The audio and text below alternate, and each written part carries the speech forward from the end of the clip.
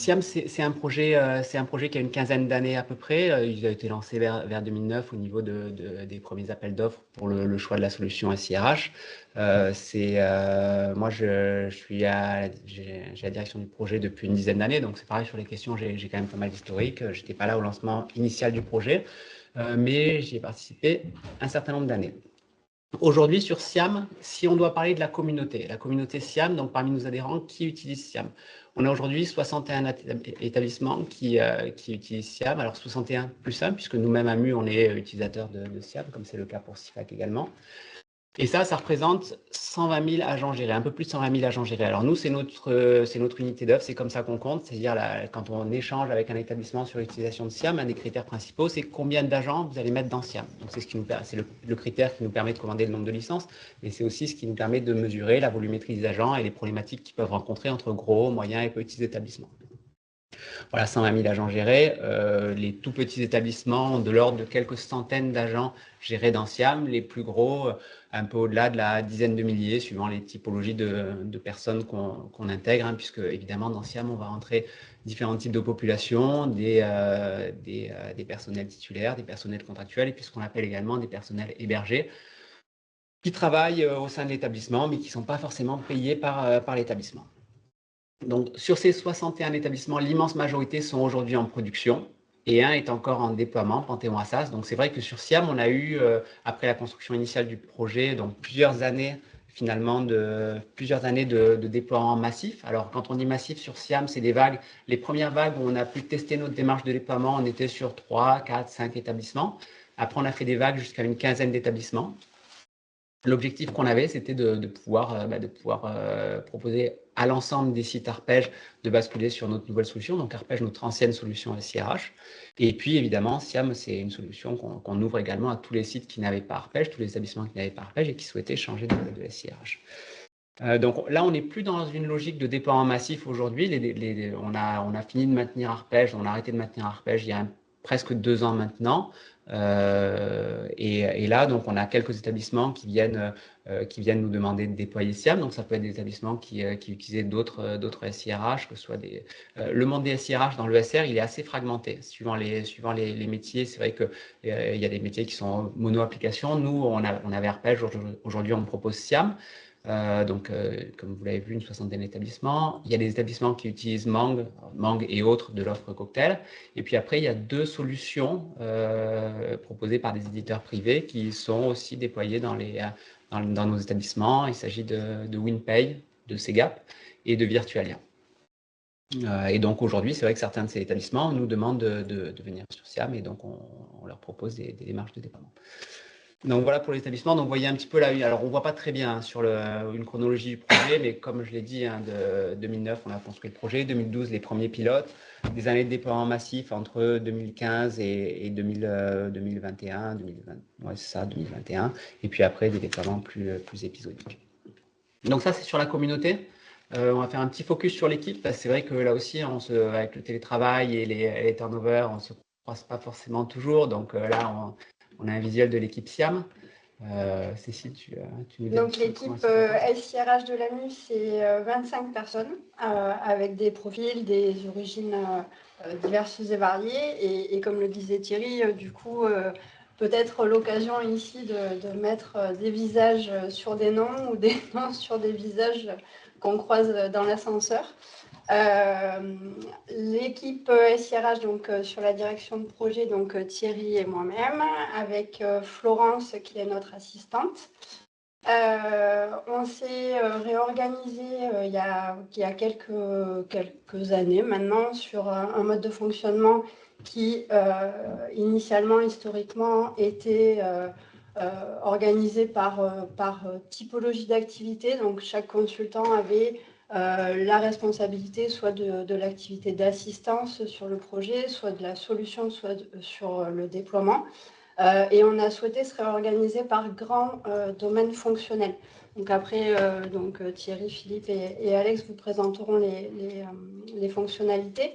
Mais là, on en voit donc les 3 grands domaines. Donc le premier, la gestion administrative, c'est le cœur RH applicatif avec la gestion individuelle et la gestion de la carrière. des agents gérés dans SIAM, sur lesquels interviennent sur les différents domaines Laurence, Nathalie, Gaëlle, Marie, Samir, Nicolas Brédier, Lionel, Nicolas Ozil, Joël, Olivier et Philippe sur ce premier grand domaine.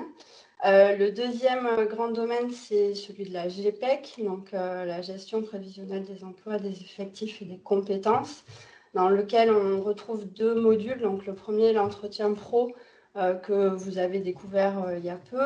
Avec bonheur. Avec bonheur, bien sûr. Vous nous direz. Et puis l'autre module, donc la formation. Donc, sur ce grand domaine interviennent Christine, Marina, Yacine et Olivier.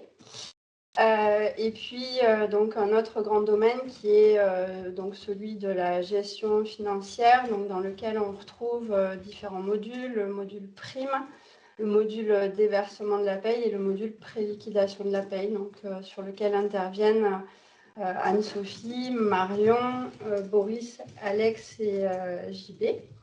Restent les domaines d'intégration à l'écosystème avec les web services et Synapse, donc sur lequel Gérald intervient, et puis tous les travaux autour de BO sur lequel Nicolas Brédier est en responsabilité. Pour mettre à disposition des établissements, que ce soit les corrections, les évolutions, on a mis en place un pilotage et un suivi de la programmation de ces versions-là. Donc c'est Gérald qui a la lourde tâche de réaliser ce suivi. Et en parallèle, un suivi, un pilotage des travaux de transformation vers SIAM+, dont Philippe a la responsabilité. On fera un focus là-dessus tout à l'heure. Voilà. Sur les aspects techniques, que ce soit sur les plateformes projets ou que ce soit du déploiement jusqu'au support en établissement. Donc c'est Eric et Christian. Voilà pour SIAM. SIAM, ça n'est pas... Enfin, le projet SIRH, ça n'est pas que SIAM. Donc il y a aussi... l'outil SIAM PMS, donc notre outil de pilotage à masse salariale, dont Joël est responsable et sur lequel Nicolas Ozil intervient. Et puis notre outil d'évaluation des risques professionnels, donc, dont Laurence est responsable et dont Christian Soulet intervient aussi sur les aspects techniques. Donc voilà, grosso modo, pour la présentation de notre équipe. Ouais, l'équipe, donc équipe assez conséquente, mais comme on l'a vu, qui a en charge un périmètre assez large et puis une nature d'activité qui est large également, avec là aussi en ce moment les sujets de transformation vers SIAM+. Au niveau des postes, on est au complet sur l'équipe, on a juste sur la partie technique, effectivement, on se renforce sur la partie infogérance et future équipe d'exploitation. Donc on a 2 postes à pourvoir, donc si vous avez des amis, des familles intéressés, vous pouvez aller visualiser les fiches de poste sur le site internet. Voilà pour l'équipe. Alors après, SIAM, c'est un projet sur lequel on est dans une logique de partenariat avec des prestataires, en fait, avec qui on a construit la solution, on la déploie et puis on la maintient. Je ne vais pas refaire l'historique de tous les prestataires qui nous ont accompagnés tout au long du projet, mais aujourd'hui, on est sur un marché où on a un groupement solidaire qui nous accompagne, Sopra HR, donc Sopra HR Software, qui est l'éditeur de la solution HR Access, donc la solution sur laquelle SIAM s'appuie. Et CGI, donc dans le cadre d'un groupement solidaire, je l'ai dit, avec une répartition d'activités sur laquelle Sopra est plus proche de la solution, que ce soit au niveau de la TMA, des évolutions et de la logique de transformation et avec tout ce qui est on va dire le lien avec l'apport éditeur. Et puis CGI sur des activités qui historiquement étaient portées par Accenture dans les marchés précédents, sur l'accompagnement au déploiement, la formation et puis l'externalisation d'une offre de service dont on dira quelques mots tout à l'heure. Voilà les partenaires sur qui on s'appuie. Donc, on a démarré ce marché en 2022. Il prendra fin 26 ou 27, donc avec un renouvellement d'appel d'offres à faire à ce moment-là. Alors, l'idée sur Siam, on va pas rentrer dans le détail hyper précis de la solution. L'idée, c'est de partager les grandes lignes aujourd'hui.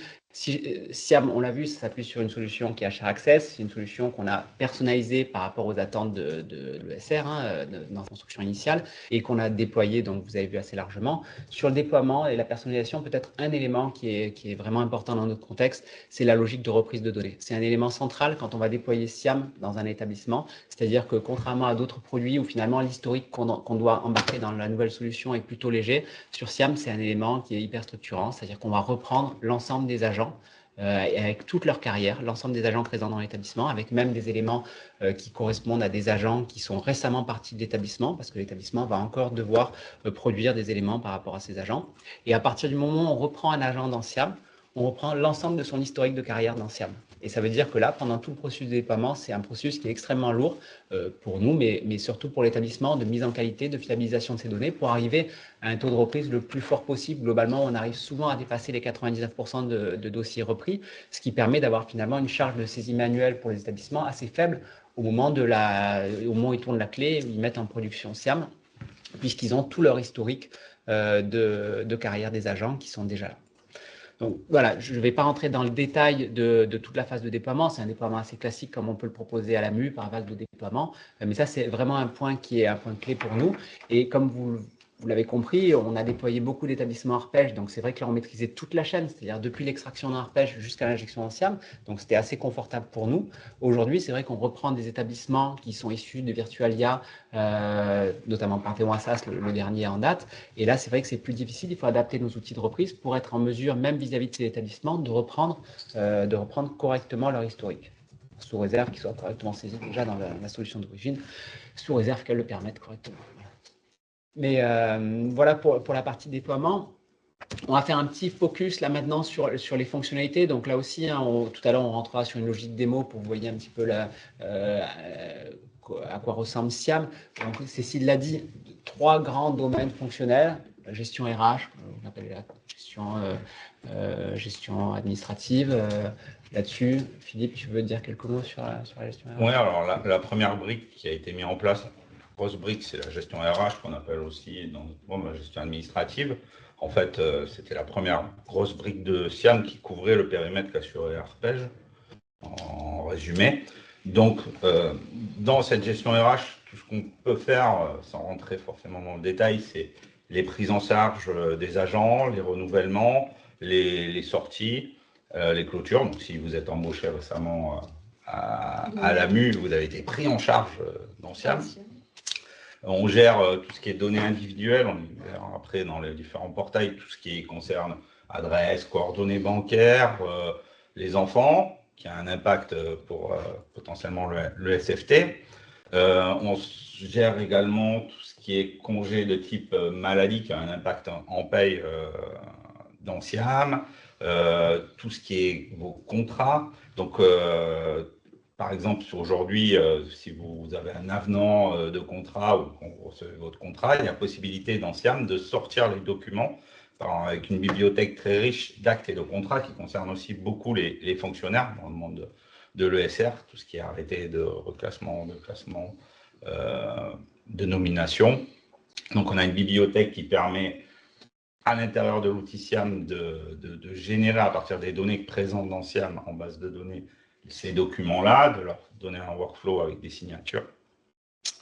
Un grand pan, c'est la gestion des carrières, qui concerne principalement tous les fonctionnaires titulaires, où avec les référentiels en place qu'on récupère, la veille réglementaire qui est faite, on a à jour les corps, grades, des indices des différents corps, et on gère des fonctionnalités d'avancement, d'éligibilité à l'avancement, sur la promovabilité, donc beaucoup principalement, d'ailleurs exclusivement pour les fonctionnaires, mais qui représentent un périmètre très important dans les universités, de le savoir. Et voilà tout ce qu'on a au niveau de la gestion RH, en résumé, pas mal de fonctionnalités pour faire toute la RH des agents.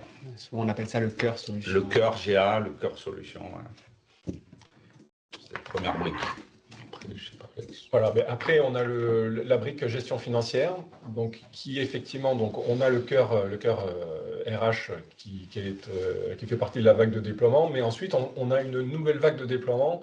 On leur demande en fait de commencer par gérer leurs agents en RH pour avant maîtriser l'outil et pouvoir passer en pré-liquidation. Alors, la pré-liquidation, qu'est-ce que c'est? Il y a marqué pré-liquidation de la paye pour une bonne raison, c'est que SIAM ne calcule pas la paye. D'accord? Dans l'enseignement supérieur, les gestionnaires ne sont pas à proprement parler des gestionnaires de paye, mais des gestionnaires de pré-liquidation, c'est-à-dire qu'ils envoient des mouvements de changement, par exemple de carrière, des changements d'adresse, hein, des mouvements qui indiquent quels sont les changements dans les dossiers, et ensuite la paye est externalisée. Donc vous avez pu sûrement le constater sur votre bulletin de paye, le bulletin de paye, il y a marqué DGFIP dessus. C'est parce que, en fait, c'est la DGFIP qui calcule la paye à partir des éléments qu'on leur a envoyés via la préliquidation. Donc, cette préliquidation, on propose une reprise de données aux universités depuis l'outil qu'ils utilisent. Alors, en ce moment, la plupart des universités utilisent WinPay. On leur reprend des données et ensuite, on s'en sert pour leur permettre de fiabiliser ce qu'on a repris de leur gestion financière avec ce qu'ils ont en GA. Et on a une phase de déploiement sur à peu près 1 an où on a la conduite du changement, donc les formations, l'accompagnement, donc la fiabilisation de données. Et à l'issue de ça, ils ont 2 mois de ce qu'on appelle le paye en double pour s'approprier l'outil et ils vont pouvoir commencer à utiliser le module de préliquidation de SIAM. Ça, c'est le premier pan en fait, de ce bloc de gestion financière. Un autre pan qui est extrêmement important, c'est aussi le déversement de la paye. Donc le déversement, c'est tout ce qui est communication avec CIFAC, avec l'outil de gestion de comptabilité. Donc par l'import des référentiels CIFAC de CIFAC vers SIAM, les saisies des clés de répartition dans les dossiers des agents, et ensuite le déversement. Comme la paye n'est pas calculée par SIAM, mais par la DGFIP, on a une interface entrante, c'est-à-dire que la DGFIP envoie tous les éléments des rémunérations qu'ils ont calculés, on les charge dans SIAM, et on se sert des clés de répartition qui ont été saisies pour refaire la répartition et pouvoir envoyer une interface, que moi je vais appeler sortante, mais pour CIFAC qui est entrante, de SIAM vers CIFAC, et pouvoir gérer la comptabilité. Et ensuite, on a un troisième bloc qui est le bloc prime indemnité, où là, on va proposer de calculer en automatique via SIAM un certain nombre de primes, alors principalement pour les titulaires, pour faciliter en fait l'intégration après en pré-liquidation. Voilà, peut-être des points, je vais rappeler 2 éléments par rapport à ce qui a été dit à la fois par Philippe et par Alex, c'est que ces 2 grands volets, finalement, GA Paye, quand on parle d'outillage intégré GA Paye, c'est ce qu'Alex vient de décrire, c'est-à-dire qu'on saisit l'information en gestion administrative et ça découle finalement en préliquidation de la paye d'éléments de mouvement qui donnent lieu à la paye. Là où, par le passé, l'immense majorité des établissements utilisaient des outils distincts pour la gestion administrative, donc la gestion des carrières des personnes qui sont dans l'établissement et la gestion de la paye de ces établissements. 2 outils distincts avec de la ressaisie. Là, l'outillage intégré GA Paye permet, à partir des éléments qui sont saisis en gestion administrative, de calculer et de liquider la paye en DGFIP. Et donc, c'est pour ça que les problématiques de qualité de données sont encore plus importantes avec une solution intégrée comme SIAM que c'était le cas avec 2 solutions, puisque finalement, la paye n'était pas dépendante de la qualité des données de gestion administrative. Donc là aussi, ça nécessite le passage à ce type d'outils, mais aussi ça permet la mise en qualité forte des données présentes dans les établissements sur le volet administratif. Ça, c'est le premier point. Et puis, effectivement, Alex a parlé d'une fonctionnalité, la partie déversement en GFC, hyper importante là aussi, parce que ça touche les personnes sur CIFAC, les personnes sur la recherche. C'est ce qui permet, le fait de ventiler analytiquement la paye des agents et de le déverser en GFC, c'est ce qui permet ensuite de justifier finalement de l'affectation de tel ou tel personnel à tel ou tel projet ou telle activité et pour justifier une charge. Donc ça aussi, c'est un élément hyper important. Voilà, le troisième volet, donc, qui est moins déployé quantitativement dans les établissements, puisqu'il est beaucoup plus optionnel et il n'est pas du tout présent dans Arpège. Et les établissements, en fonction de leur taille et leurs besoins, vont moins immédiatement sur ce type de sujet. C'est le volet GPEC, avec vraiment, je passe sur la partie emploi et poste, qui correspond plutôt à des volets de référentiel, mais 2 grands modules, la partie formation et entretien professionnel. Formation, entretien professionnel, donc là, encore une fois, vous connaissez la partie entretien pro, ce sont des volets qui permettent d'outiller ces processus dans les établissements. Et aujourd'hui, un des axes de développement de SIAM, d'un point de vue périmètre, ça va être sur des volets GPEC, alors avec par exemple la gestion des demandes d'absence, du télétravail, ce genre de choses qui sont aujourd'hui pas couvertes et sur lesquelles on pourrait aller à terme. Donc le volet GPEC, c'est tout ce qu'il va y avoir autour de la GAPay qui est vraiment le cœur, on va dire, absolument nécessaire pour pouvoir fonctionner et qui permettent de travailler à l'établissement sur l'amélioration de sa qualité, de ses processus RH vis-à-vis des agents. Sur la partie, après, des choses qui sont moins visibles d'un point de vue couverture fonctionnelle, les éléments de pilotage, Cécile l'a dit rapidement tout à l'heure, alors j'allais dire un univers BO, mais plusieurs univers BO qui sont adossés finalement à SIAM pour faire un certain nombre d'éléments de reporting externe et plutôt souple. SIAM PMS, ce n'est pas l'objet de cet échange, donc pour le pilotage de la masse salariale, mais c'est quelque chose aussi qui permet de travailler sur ces volets pilotage. Et dont les fichiers sont extraits automatiquement qui s'alimentent de du SIAM principalement. Donc, sur la partie pilotage, voilà, des outils qui nous permettent de travailler, en plus de tout ce qu'on peut avoir comme outil de requêtage directement dans SIAM, dans HR Access. Et puis après, un autre volet, donc là, que Philippe montrera tout à l'heure sous forme de démo, c'est l'espace agent, puisque finalement, vous avez vu les fonctionnalités qui sont présentes en haut, gestion RH, gestion financière, sont des fonctionnalités gestionnaires. Dans un établissement, il y a des gestionnaires qui travaillent, comme chez nous, sur la partie gestion des agents. L'espace agent, ben là, pour le coup, comme son nom l'indique, il est ouvert à tous les personnels de l'établissement pour qu'ils puissent suivre des informations correspondant à sa carrière ou à sa situation personnelle, qui lui permettent d'interagir avec des gestionnaires ou son supérieur hiérarchique dans des processus, des processus guidés où on va transmettre de l'information à son gestionnaire, un changement d'adresse, un changement de situation familiale, ce genre de choses, pour justement engager un processus côté gestion RH. Et puis après, tous les processus, comme vous le voyez, vous, l'entretien professionnel, donc qui est basé sur l'espace agent qu'on propose aujourd'hui dans SIAM. Et sur lequel on a un gros travail de transformation vers SIAM+. Vous le verrez tout à l'heure. Donc là, je l'ai dit un peu rapidement tout à l'heure, mais SIAM est basé sur la solution HR Access, donc de Sopra. Dans la ligne de fonction FPE, c'est-à-dire que c'est une solution de gestion RH qui s'adresse à la fois à du privé, de la territoriale et du public. Il y a plusieurs lignes de produits. Nous, la ligne de produits, c'est FPE pour fonction publique d'État. Voilà, vous entendez peut-être ça de temps en temps. C'est cette ligne de produits qu'on utilise. Et puis après, autour de la solution HR Access, dans SIAM, on a développé un certain nombre de choses qui permettent aux établissements de mieux travailler, alors d'automatiser certaines choses. Donc, on a des outils Java autour qui font partie de SIAM et qui viennent renforcer la solution HR Access sur certains volets. Voilà, et puis après, un gros volet intégration à l'écosystème. Alex en a parlé un petit peu sur la partie échange avec la GFC, mais c'est vrai que SIAM, c'est un outil qui est extrêmement intégré dans son écosystème. C'est le point d'entrée de beaucoup d'informations, notamment des informations personnes, qui viennent alimenter un certain nombre de choses dans l'établissement, le LDAP et d'autres. Depuis 2017, SIAM est interfacé avec Synapse. Donc, SIAM est référentiel personne.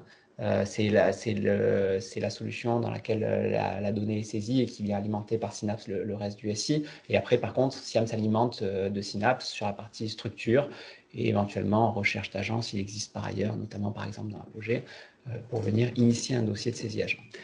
Après, donc, il y a un certain nombre d'interfaces avec des outils externes, qui soient ministères ou opérateurs. Je ne vais pas rentrer dans le détail, mais par exemple, pour tout ce qui est gestion des retraites, il y a des éléments qui sont issus de SIAM et qui vont alimenter le service des retraites. Il y a la paye, on l'a vu, qui va alimenter la DGFiP pour la production de la paye. Et puis, tout un ensemble de web services qui aujourd'hui permettent aux établissements d'intégrer SIAM dans leur écosystème avec un nombre important d'applications. J'ai parlé du LDAP, il peut y avoir tout ce qui va être carte multiservice, ce genre de choses.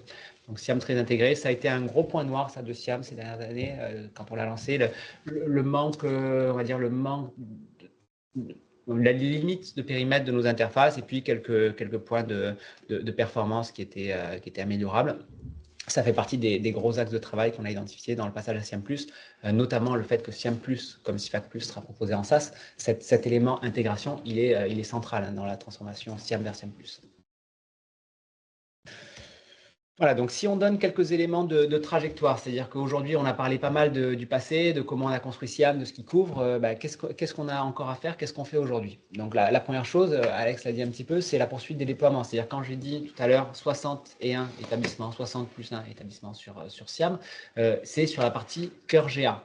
C'est ce qu'on déploie en premier. Nous, quand un établissement dit « viens nous voir pour déployer SIAM », on déploie dans un premier temps la GA et après, on va être sur un déploiement progressif et itératif. C'est-à-dire que là, la préliquidation, les établissements, soit ils peuvent enchaîner, comme certains le font, et une fois qu'ils ont déployé la GA, ils enchaînent tout de suite sur « je mets ma paye, je prépare ma paye dans SIAM ». Certains mettent plusieurs années. Et donc aujourd'hui, on est à un peu plus de 50% des établissements qui utilisent le module de préliquidation, continuent à déployer ce module-là. y compris auprès des établissements qu'on indique étant déjà sur SIAM. Pareil pour la GPEC. La GPEC, on a autour de 15% des établissements qui utilisent les modules GPEC. Donc là aussi, un gros axe de déploiement encore à prévoir. Un autre axe donc, sur lequel on travaille au sein de l'équipe, c'est la poursuite des déploiements. Alors là, de façon globale, comme je l'ai indiqué pour Panthéon Assas, on voit qu'aujourd'hui, finalement, il y a, je l'ai dit, pas mal de solutions SIRH qui sont proposées, certaines qui sont en train de se transformer aussi, et on voit bien que par rapport à certains choix d'établissements, régulièrement des établissements viennent vers nous. Donc on reste toujours dans l'équipe en capacité de déployer de façon moins industrialisée, mais de façon plus individuelle, des établissements vers SIAM. Donc ça peut aller sur des petits établissements. Nous, l'AMU, on a déployé en quelques mois. Alors pas de course et sur un périmètre limité.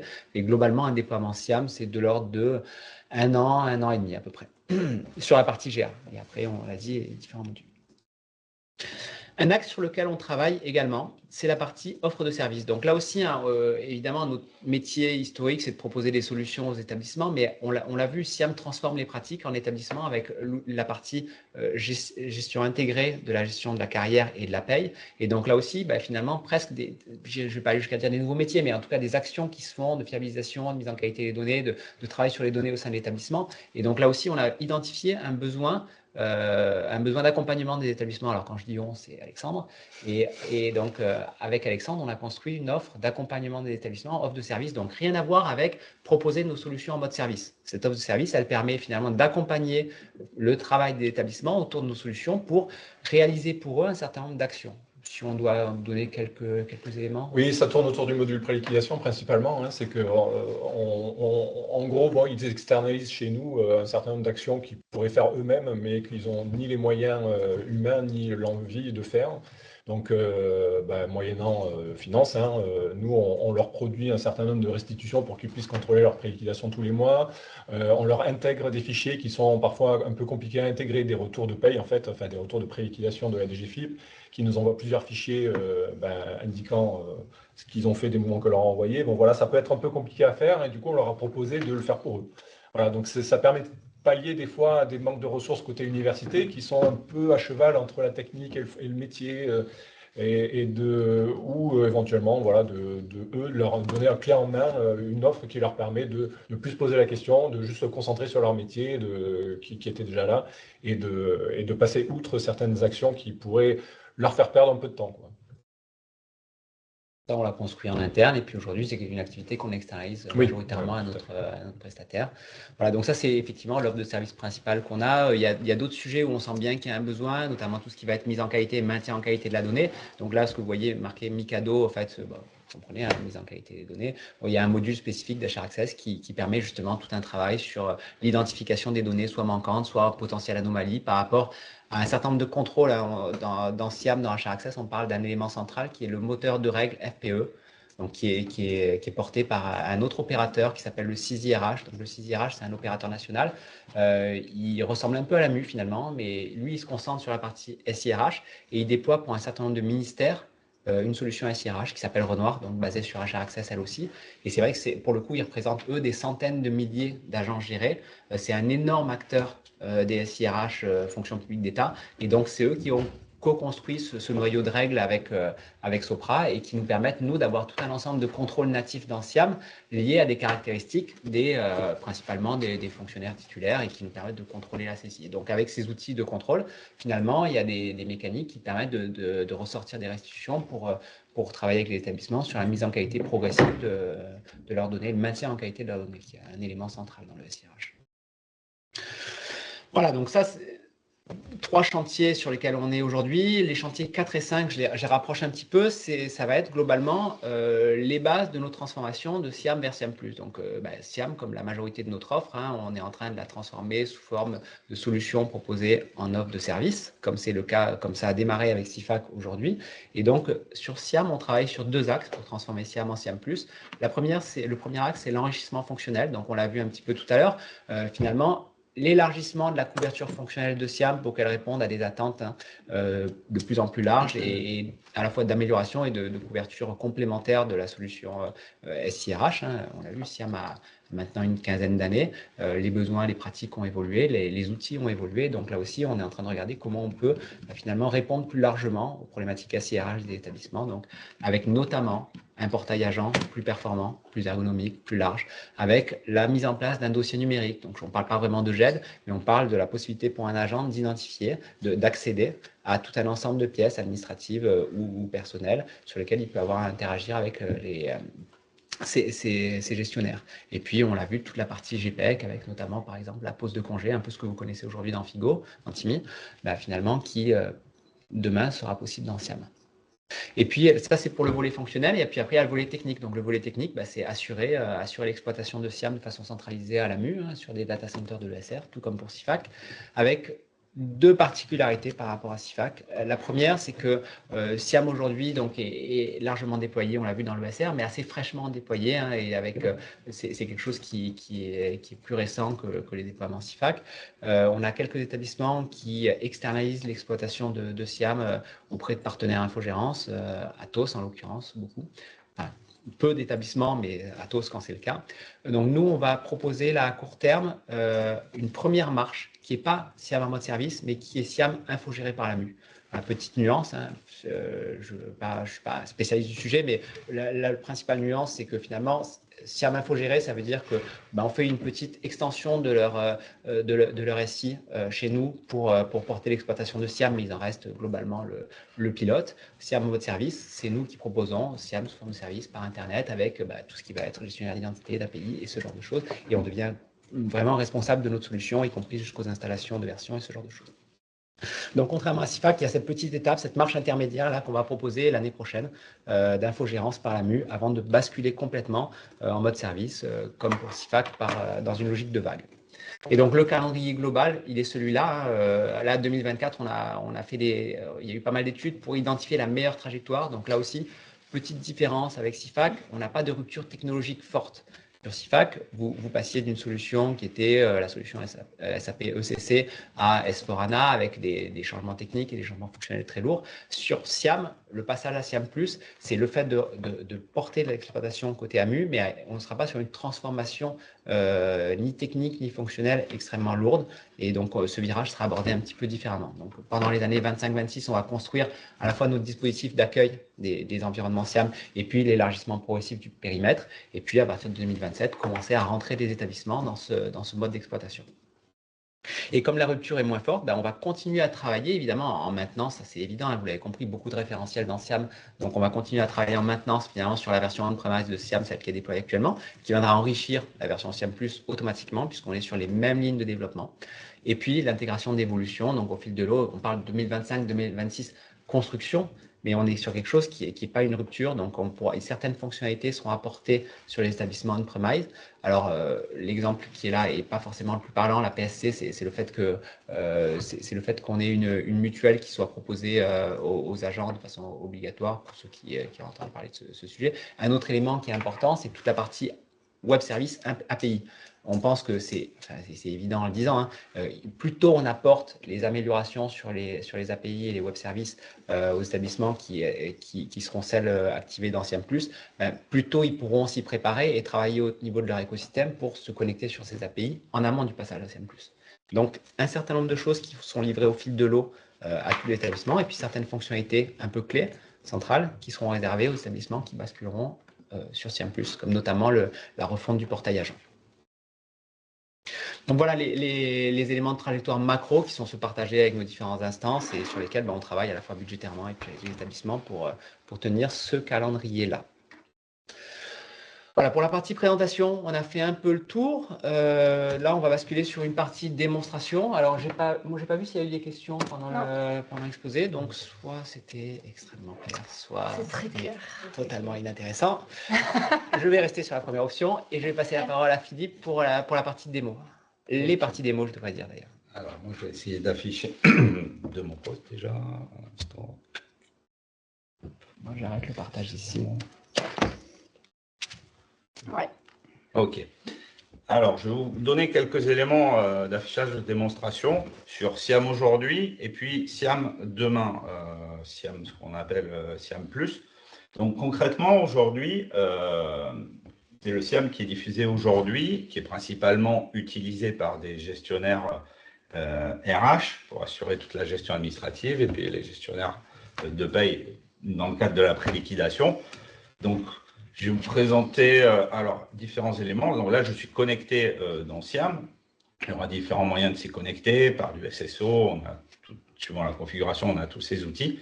Et le découpage, en fait, vous allez avoir des grands domaines en fait pour un gestionnaire qui sera la partie dossier individuel, préliquidation, la GPEC. Donc, vous voyez beaucoup de fonctionnalités proposées qu'on peut filtrer avec ce qu'on appelle les habilitations suivant le rôle plus ou moins de chacun. Voilà, vous avez des grands domaines d'action. Je vais vous montrer quelques écrans qui parleront potentiellement. Donc après, on aura des éléments de données individuelles des agents. Donc, c'est la version qui a été déployée ergonomiquement depuis le début de SIAM. C'est intéressant parce qu'on va voir après l'évolution qu'il y a derrière. Mais voilà, ici, on aura des moyens pour chaque gestionnaire de gérer différents dossiers, différents éléments. Je vais essayer de charger des dossiers. Hop. 3000, c'est le but. Voilà, en fait. On voit différents éléments des dossiers fictifs. Monsieur agacé. Voilà. Pour le premier. Ce sont des environnements projets. Hop. Cette présentation est complètement compatible RGPD, hein, on est d'accord. Ouais. C'est des faux dossiers, ceux-là. C'est pas des vraies personnes. Donc, les gestionnaires avec différents niveaux de confidentialité pourront avoir gérer l'ensemble des populations dont ils ont la responsabilité et organiser de cette manière avec différents écrans. Vous avez aussi la partie préliquidation. Enfin, voilà. Sinon, vous pouvez suivre des formations complètes de SIAM qui durent plusieurs jours pour être un expert dans chaque domaine fonctionnel. Et ce qui paraît peut-être un peu plus intéressant et plus parlant, c'est qu'aussi on a ce qu'on appelle le portail, mais ça c'est la première version, c'est ce qu'il y avait dès le départ, les outils proposés. Le portail agent proposé par l'outil HR Access qui permet à un agent, qui est aussi un gestionnaire généralement, mais il peut y avoir des agents et que des responsables. Et là, je vous ai mis un profil avec quelqu'un qui est gestionnaire et donc agent et qui en même temps est responsable, il fait tout. Et donc, ça vous donne différents éléments qu'un agent peut consulter. Donc, ce qu'on a mis en place et qui est en place et qui est diffusé actuellement, c'est de pouvoir voir la synthèse de ces données administratives, donc de voir ses proches, les éléments qu'on a décidé d'afficher. Donc là, c'est chaque agent qui voit ses propres données. La possibilité de saisir un changement de coordonnées. Alors là, c'est le mode vraiment début du démarrage de SIAM et différents éléments. Vous allez avoir aussi la GPEC, que je n'ai pas affiché à ce niveau-là. Donc ça, c'était le premier point. Donc là, c'est une vue agent. Et un responsable avait aussi la possibilité de visualiser certains éléments de son équipe. Alors, c'est des dossiers tests. Hein, voilà, donc, hop, voilà, vous avez... Là, c'est bien RGPD, cela, mais c'est des faux dossiers. Donc, de voir une vue responsable pour un responsable qui permet de voir ses agents et le périmètre et d'effectuer quelques actions, et l'agent également qui peut avoir cette vision-là. Ça, c'est le premier niveau de portail agent qu'on a proposé.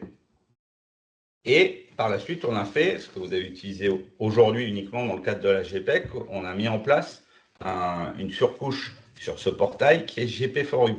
Donc surcouche spécifique, c'est-à-dire que ce portail, vous voyez, il est... Alors pour la partie gestionnaire, bon, vous voyez, c'est une solution qui est, on va dire, assez austère, avec beaucoup basé sur des grilles, des tableaux. La partie agent, elle n'est pas beaucoup mieux. Et donc par rapport à ça, c'est ce que vous connaissez, vous, avec la partie entretien pro, c'est une surcouche spécifique qu'on a développée assez rapidement pour essayer de pallier à ces manques ergonomiques. Et côté du coup, aujourd'hui, côté AMU, vous voyez la partie gestion pro, mais il y a aussi d'autres parties qui n'ont pas déployé à ce stade, mais celles que je viens de vous montrer dans le premier mode, qu'on voit ici, décrit autrement, sur où on peut effectuer ces demandes de changement d'adresse, et on voit ces différentes données. Pareil, avec une vue agent et une vue responsable administratif. Donc ça, c'est la deuxième étape, c'est ce portail développé en spécifique, qu'on a mis en place dans SIAM et qui est diffusé aux établissements qui l'utilisent beaucoup pour certains pour la GPEC, d'autres aussi juste pour la GA. Voilà, c'est ce qu'il y a aujourd'hui. Je reviens et je fais un petit focus, une petite aparté sur à l'intérieur de Siam, sur un autre sujet qui est intéressant, qui n'est pas directement lié à Siam, mais qui est un chatbot qui a été mis en place, qui est accessible directement à travers Siam, qui a été construit par le CISRH, dont Thierry a parlé tout à l'heure, le centre interministériel, qui propose différents outils. Ce n'est pas de la co-construction, mais on a réussi à récupérer les éléments de ce chatbot, le personnaliser un peu pour le rendre accessible. Il est alimenté, ce chatbot RH, par le CISRH, mais ça permet à des gestionnaires d'avoir une information descendante. Donc, hop, en cliquant sur cette petite lucarne qui est du plus au-dessus de Siam, avec qui peut les amener sur des interrogations réglementaires, sur voilà, je veux faire partir en disponibilité, qu'est-ce que je dois faire, j'ai des formulaires, je fais une demande, voilà. Et ce que je voulais vous montrer surtout, c'est qu'on est arrivé à personnaliser, c'est-à-dire que potentiellement, ce n'est pas quelque chose que nous avons développé, mais on a les moyens de le paramétrer, le personnaliser, tout ça à ce stade de manière totalement gratuite, si je peux dire. Voilà, ce n'est pas un coût de mettre ces éléments-là. Donc, on a un chatbot qui est enrichi par le CISRH, sur lequel on peut mettre quelques degrés de perso, et ça nous permet de rebondir vers nos MOP qui sont dans le SharePoint. Voilà, c'était un petit focus sur un outil. On prend aussi ce qui est potentiellement fait par des grandes entités qui sont utilisables et personnalisables et qui nous apportent un plus. Bah oui, parce qu'un point intéressant sur Siam, on l'a dit, on s'appuie sur HR Access FPE. Et HR Access FPE, c'est quand même la solution aujourd'hui qui est celle utilisée, enfin celle dans laquelle est géré le plus de fonctionnaires, en fait, de fonctions publiques d'État. C'est largement déployé. Donc le fait qu'il y ait une communauté large, bien au-delà de nos adhérents et bien au-delà de ce qu'on fait nous à MU, bah, ça permet d'avoir d'autres choses qui émergent et qu'on peut réutiliser. On a parlé du noyau de règles, fonction publique d'État, qui permet de contrôler. Donc Philippe est en train de montrer le chatbot développé par le CISIR qui nous permet, donc, pour un public gestionnaire, d'avoir des éléments d'aide à la saisie ou à l'alimentation d'un dossier. Donc tout ça, c'est vrai que le fait de travailler avec d'autres acteurs, ça nous permet aussi d'améliorer Siam un petit peu par ricochet, par intégration de choses dans l'écosystème. Voilà, ce chatbot, c'était un peu une aparté, c'est pas du cœur de Siam, mais c'est très intéressant. Et ce que je voulais vous montrer, c'est pas une IA générative, par contre. Ouais, c'est le premier niveau. J'ai bien dit que c'était de l'information descendante, mais ça permet de récupérer les décrets, ces éléments-là, et d'être à jour réglementairement, enfin, de récupérer l'information et de pouvoir travailler dessus. Un petit élément qui en a parlé tout à l'heure, dans les différents domaines. On a mis quelque chose récemment en se basant sur ce moteur de règles, c'est Mikado. Donc, c'est juste pour vous montrer qu'ergonomiquement, on peut retrouver. On a des écrans qui nous permettent de retrouver des dossiers qui sont OK au niveau réglementation, au niveau des données. Tout ça, c'est piloté, on le pilote, on accompagne les établissements avec ces indicateurs pour mesurer l'état de leur dossier. Savoir que la fiabilisation des dossiers RH, c'est un vrai sujet dans le SR. Il y a un vrai sujet. Donc, tous les outils qui permettent un peu de les alerter, de les sécuriser, de les aider à fiabiliser, c'est quelque chose sur lequel ils sont très demandeurs. Donc, on a cette fonctionnalité qui est arrivée et on les accompagne pour fiabiliser historiquement leur dossier.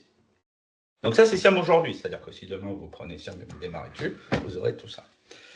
Et pour terminer, je vais vous présenter quelques éléments ce qu'on appelle For You fonctionnel, qui est l'offre derrière HR Access la plus récente, qui permet de revoir, vous avez dû voir quand je vous ai montré un peu cette partie qui fait un peu old school, on va dire, où par exemple, on ne peut pas rajouter des pièces jointes, c'est-à-dire que si on n'a pas cette fonctionnalité, on pourrait techniquement, mais on n'en a pas, c'est-à-dire vous changez de coordonnées bancaires, il faut justifier avec un RIB.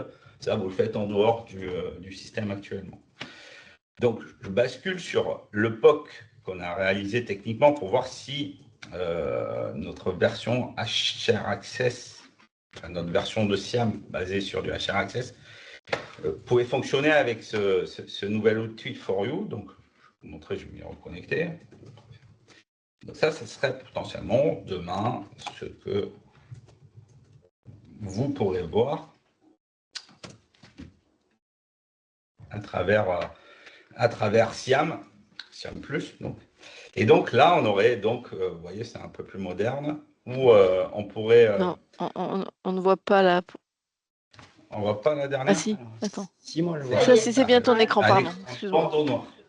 Voilà. Avec le petit canard. Fifi. Donc, on aurait un portail ainsi. Alors, tout ça, oui, c'est un point important. Alors, niveau technologie, c'est que tout ça est responsive design, donc ça peut marcher sur d'autres supports qu'un PC, sur une tablette, sur un téléphone potentiellement, avec toute la sécurité qu'il y aura derrière.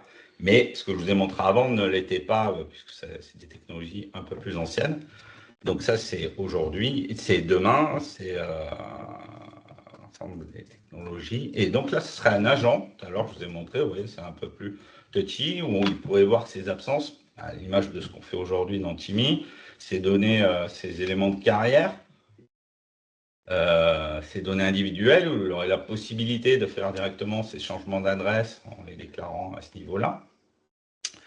Un point important, c'est qu'on aurait également un dossier numérique, c'est-à-dire, vous voyez, je vais assez rapide sur tous ces éléments, mais là, en fait, la possibilité d'avoir un dossier numérique, c'est-à-dire que l'agent pourra avoir en fait, les éléments voilà, qu'il a mis voilà, pour justifier de son changement de situation familiale.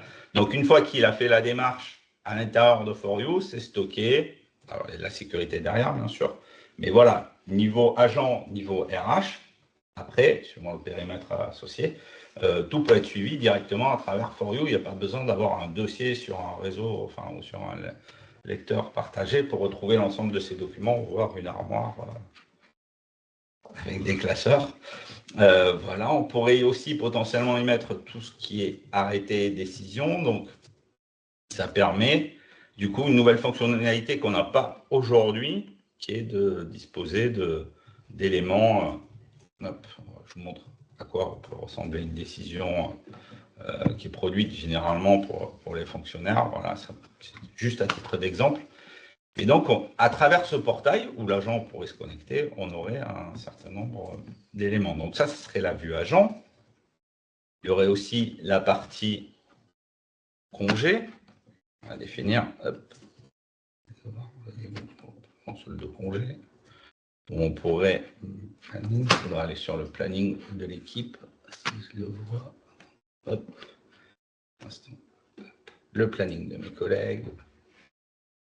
Ou là, en fait, un peu comme dans Timmy, vous pouvez voir le planning de votre équipe. Alors, je suis sur des environnements de POC, projet, ça peut me mobiliser un petit peu au démarrage. Voilà, mais je l'ai évité. Voilà, je vous montrerai. Je reviens. Ah, j'étais sur juin, juillet. Voilà, là, on peut voir ma demande d'absence, certains collègues qui sont en congé. Donc, tout ça, c'est à travailler, à optimiser, etc. Mais c'est des fonctionnalités qu'on n'avait pas aujourd'hui dans notre outil, SIAM. Et pour terminer, hop, je vais me connecter. C'est-à-dire que là, je vous ai montré ce que ferait un agent à travers cet outil. Mais après, un gestionnaire, il aurait potentiellement également une console de pilotage. Voilà, donc tout ça pareil, mieux configuré. Vous recevrez les changements d'adresse, les activités, les demandes, les démarches des agents. Là, on est sur la RH, hein, c'est toujours des gestionnaires RH qui valideraient un changement d'adresse ou qui seraient alertés par des fins de temps partiel. Bien sûr, ce gestionnaire, il a sa casquette de gestionnaire, mais c'est aussi un agent, donc il voit aussi l'ensemble de ces données. Et pour terminer, qu'est-ce que je peux vous montrer? Piloter, ah oui. Et tout ça, bien sûr, il pourrait, avec sa casquette de gestionnaire, revenir. Et donc là, on repart sur du SIAM. Donc c'est ça aussi qui est intéressant, c'est-à-dire qu'on n'a pas besoin de monter tout SIAM dans la nouvelle technologie pour avoir accès à For You. Donc là, en tant que gestionnaire, il pourrait rebondir avec un affichage un peu plus différent au départ, une recherche plus simple, notamment pour les novices. Et là, je rebascule dans le monde SIAM que je vous ai montré au départ, avec une ergonomie, des couleurs légèrement différentes à ce stade. Mais on revient sur les écrans qui vont s'afficher, c'est un peu Ouais, les écrans historiques, mais complètement intégrés au portail. Voilà. Et tout ce que vous faites aujourd'hui dans la GPEC, à travers GP for You, vous l'aurez aussi dans le portail for You, affiché avec les mêmes principes. C'est-à-dire qu'on peut continuer à faire évoluer le processus de GPEC et après les utiliser directement dans ce nouvel outil for You, sans avoir à tout réécrire. On appelle du rétro-portage, plus technique. Voilà, en quelques minutes, condenser le monde de SIAM et de SIAM+. Bon, mais super, merci Philippe. Et alors là, du coup, je me suis connecté sur le chat. Je vois toujours pas de questions à ce stade, mais s'il y a des questions qui veulent être posées directement par oral, n'hésitez pas. Il nous reste quelques minutes. Encore une fois, hein, c'était un balayage un petit peu large. Nous, c'est des questions spécifiques les uns les autres. On est beaucoup de l'équipe SIAM connectée aujourd'hui, mais après, pour échanger, ça vous donne un premier vernis. Et après, pour échanger, que ce soit de façon informelle, ici dans les bureaux, bientôt à la journée des SSE, pouvoir en savoir plus un petit peu sur ce qu'on fait ou sur certains points, parce que c'est vrai qu'entre projets, souvent, il y a des fonctionnements qui sont vraiment liés au projet, et puis après des choses qu'on fait dans un projet et qu'on essaye au niveau du département, finalement, à élargir et à étendre à d'autres. Et donc, c'est vrai que nous, à chaque fois sur SIAM, qu'on fait des choses qu'on pense non spécifiques au SIRH et qui peuvent avoir un intérêt pour d'autres projets, on essaie de voir un peu comment elles peuvent être partagées, déployées, diffusées un petit peu partout ailleurs. Question. Christina, je ne vois pas de questions. Non, c'était clair. C'était super clair. En tout cas, oui, moi j'ai appris plein de choses, donc ne serait-ce que pour moi, donc c'est top. C'est gentil, Christina. Non, c'est vrai. C'est tout à fait sincère. Ça donne une bonne vision globale du projet, donc j'ai trouvé ça super. Si pas de questions, je pense qu'il n'y en aura pas plus maintenant, mais moi je vous propose d'arrêter là dans ce cas. Merci. Ça marche, merci. Je diffuserai le compte rendu et la vidéo pour les collègues, donc toujours pareil, je vous dirai où c'est. Très bien. Et encore merci à vous pour cette présentation. Merci. Merci, bonne journée à tous. Bonne journée. Bonne journée.